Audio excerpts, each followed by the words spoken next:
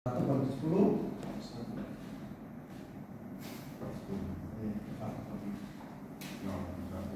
1. Ini bedanya. Kalau ini satunya di sini. Ini 0 ke 1 itu ada 1 di 10 strip. Berarti harganya 1 stripnya 0,1. Kalau 1 ke 2 sama, itu masih sama. 2 ke 3 5. Berarti 1 stripnya 0,50. Ini kan? 2 ke 3.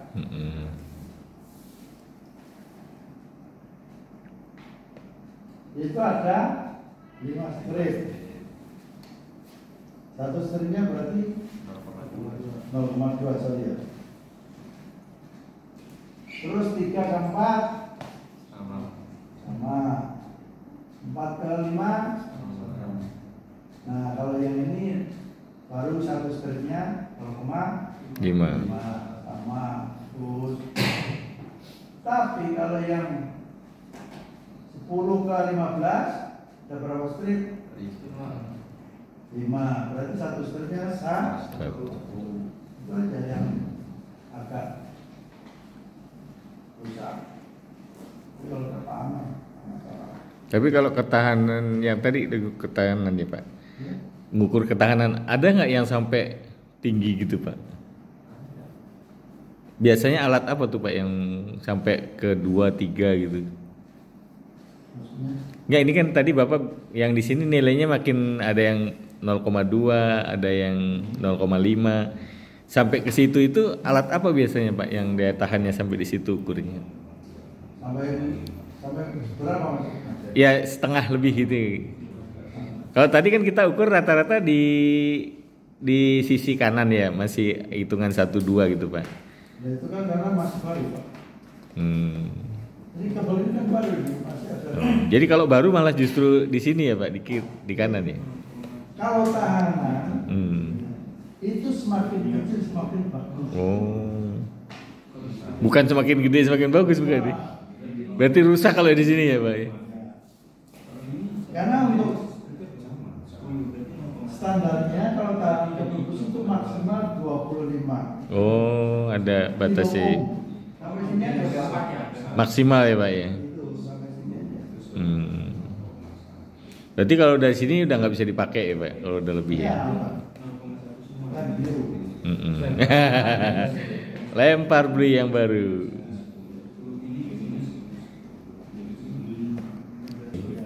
Ketahanannya. Jadi tahanan kabel itu semakin besar kabelnya, tahanannya paling gede apa kecil?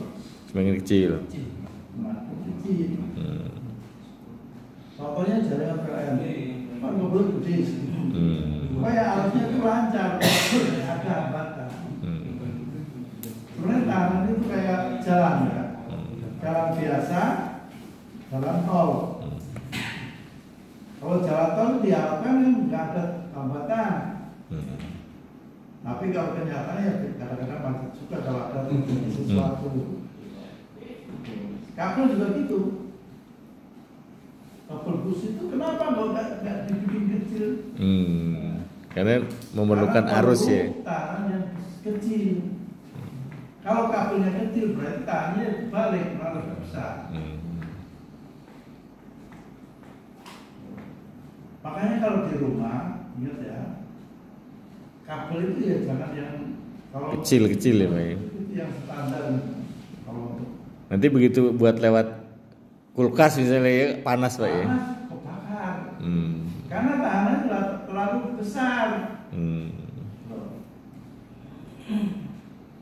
Jadi logikanya terbalik ya Pak. Ketahanan besar malah jadi lemah ininya ya.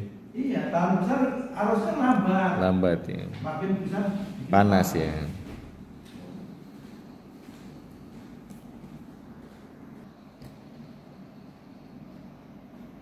Kalau yang ini kebetulan ini ada desimalnya ada 25. Berarti baca skalanya yang di sini. Yang ini. dari 0 ke 5, 10, 15, 20, 25.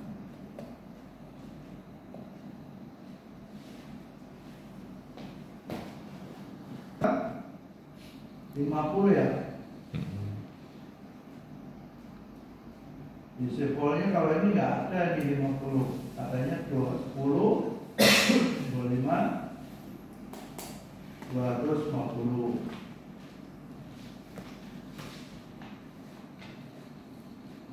Kemudian ini ampere ya ini, kalau ini ampere. Bisa 20 ampere.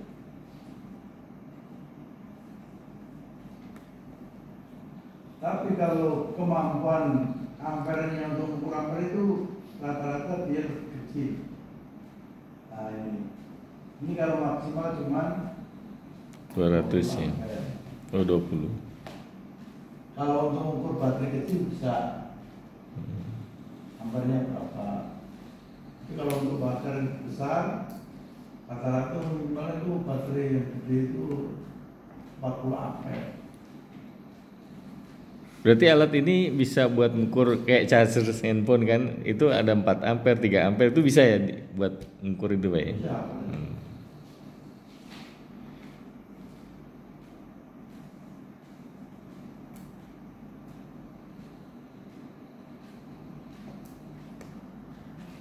Di kenyataannya di ya mereknya sama Sarawak.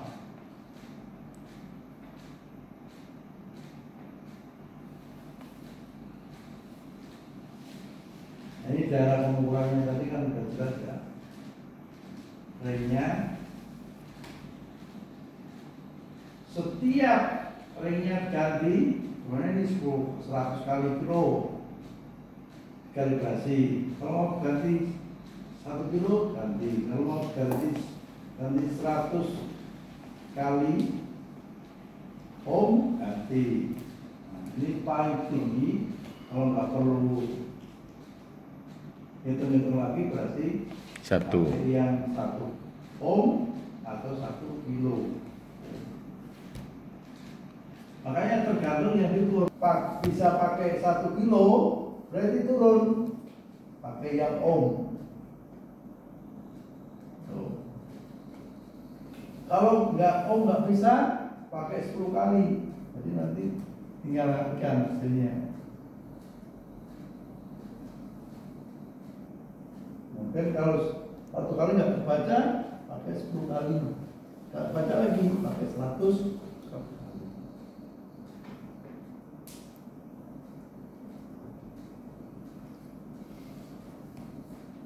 Isi sendiri tuh. Jadi kalau akhirnya itu, kalau dia sudah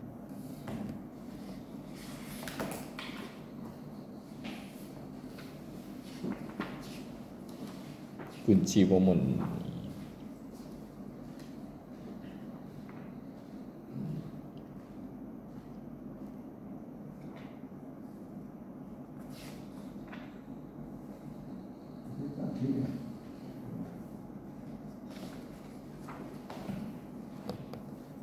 Mikro special tool.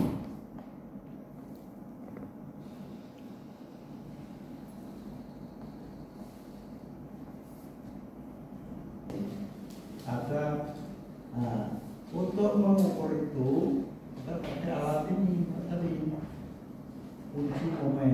Oh, kunci momen.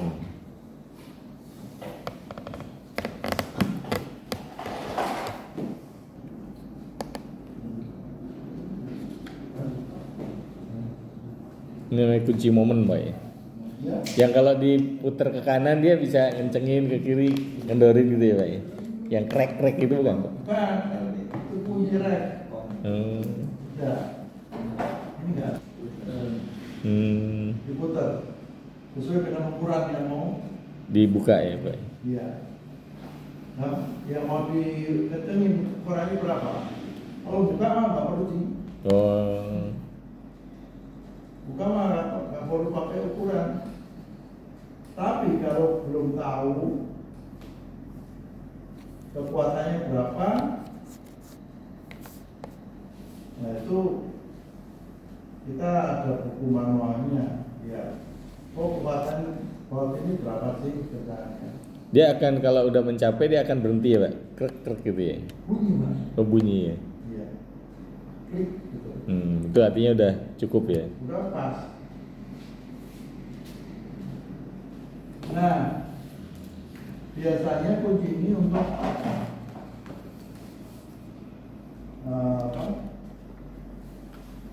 Momen itu nanti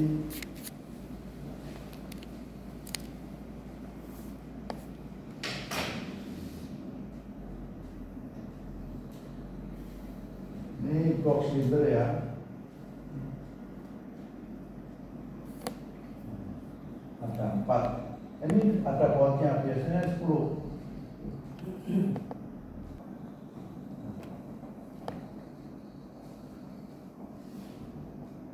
Itu urutannya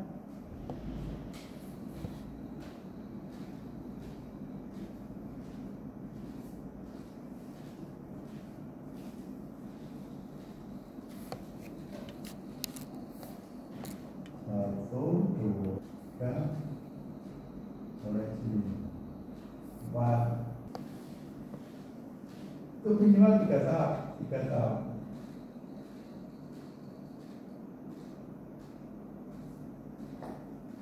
Tahap pertama mungkin tadi berapa nih? 20 ya? 10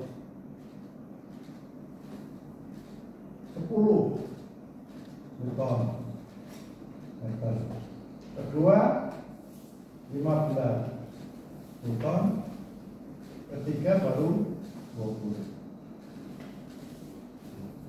Itu untuk pengencangan. Jangan langsung 20 gitu. jadi satu baut 20. Itu maksudnya ukur dulu 10 semua sampai selesai 10 baut ya. 10 dulu rata. Ya. Itu tahap pertama. Atau 5. Terus dirubah lagi itunya ya. Dirubah lagi. Kenapa harus begitu prosedurnya? Itu untuk menghindari kelengkungan kepala silinder. Jadi kepala silinder itu menghubungkan antara ruang bakar dengan bloknya. Kalau bloknya itu nanti turun, yang naik turun piston. Kalau ruang bakar itu di atas atau di kepala silinder saja. Jadi kalau piston mentok ke atas itu nanti ada ruang bakarnya. Nah, adanya ruang bakar itu di kepala silinder. Makanya untuk pengecekan baut kepala silinder itu perlu di momen supaya rata.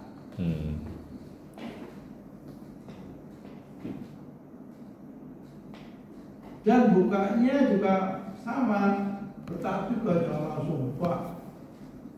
Nggak bisa urut gitu nggak bisa ya. Mesti kiri kanan silang-silang gitu Iya, ya. silang. Berarti sama dengan masang kunci roda ya. Kunci roda kan sisi diagonal-diagonal gitu ya, Pak. Betul.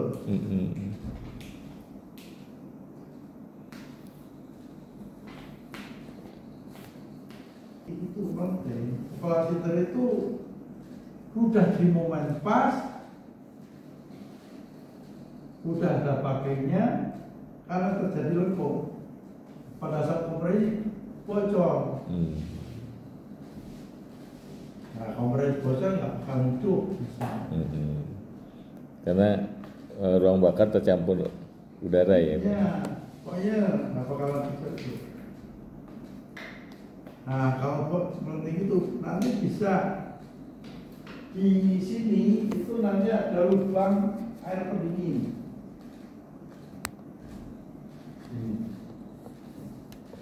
Ada lubang-lubang.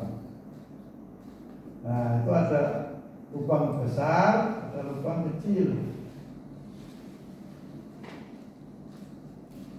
Yang besar itu yang karatan lubang air pendingin. Kalau yang kecil yang ada oli, Oli. oli. Makanya kalau kotor ya udah, masalah.